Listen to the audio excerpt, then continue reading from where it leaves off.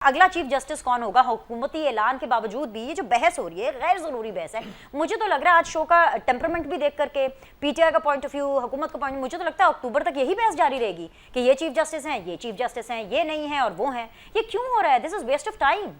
دیکھیے جی، آج کے دن تک جب تک یہ قانون ہے اور جو آئین ہے اس کے تحت جو سینئر موسٹ جج ہوگا وہ سپریم کورٹ کا چیف جسٹس ہوگا. اس پہ تو کسی کو کوئی شک شبے والی بات ہی نہیں ہے. لیکن اگر پارلیمنٹ چاہتی ہے، وہ جوڈیشل ریفارمز لانا چاہتی ہے یا لے کے آتی ہے، اور یہ پارلیمنٹ کا استحقاق ہے، اس پہ تو کوئی قدغن نہیں لگا جا سکتا.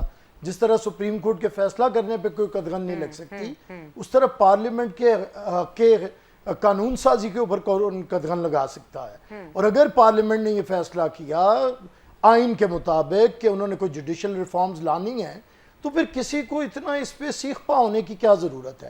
ابھی تک تو فیصلہ یہی ہے کہ جو سینئر موسٹ جج ہوگا وہ چیف جسٹس ہوگا. لیکن جو اداروں کے اندر اس وقت شکوک و شبہات کریٹ کر دیے گئے ہیں جوڈیشری کو، میں بتا دیتا ہوں.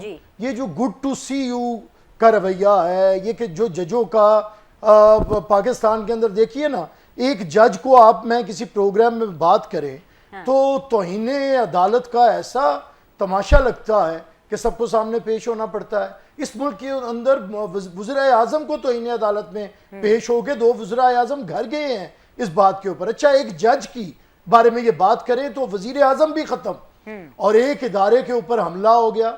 یہاں پہ ملک کے اندر انارکی پیدا کر دی گئی اور آپ کا عدالتی نظام سویا رہا. آپ نے ان لوگوں کے بارے میں کوئی بات نہیں کی.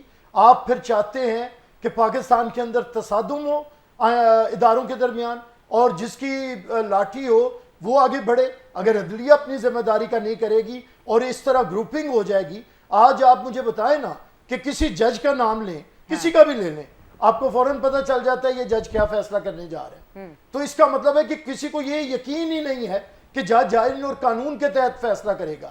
آج سب کو پتہ ہے کہ ہر جج کا کوئی نہ کوئی گروپ ہے، اس کا کوئی نہ کوئی ایفیلیشن ہے. تو بات سنیں، اس پہ کسے ایکشن لینا ہے؟ یہ بیٹھنا تو پڑے گا، پارلیمنٹ کو لینا پڑے گا. ملک کے اندر ایک وسیع تر ڈائیلاگ کی ضرورت ہے، اور میں سمجھتا ہوں پریزیڈنٹ آف پاکستان کی قیادت میں پہلے تمام پولیٹیکل پارٹیز کو بیٹھنا چاہیے، اس کے بعد تمام اداروں کو بیٹھنا چاہیے. پاکستان کے اندر یہ جو جنگ ہے، یہ جنگ و جدل آج نہیں ہوئی. آج یہ سارے مشورہ یہ جو پی ٹی آئی والے دیتے ہیں، پی ٹی آئی والوں نے کیا کیا نہیں کیا ججوں کے ساتھ. انہوں نے جو جسٹس قاضی فائز عیسیٰ کے ساتھ کیا ہے، جس پہ بعد میں یہ منہ چھپاتے پھرے ہیں. الوی نے بھی کہا ہے میں نے کسی کے کہنے پہ کیا، عمران نیازی نے بھی کہا ہے میں نے کسی کے کہنے پہ کیا، یہ ہمیں فیض حمید نے بھیجا، وہ فلانے نے کیا. اب کوئی اس کی ذمہ داری نہیں لے رہا.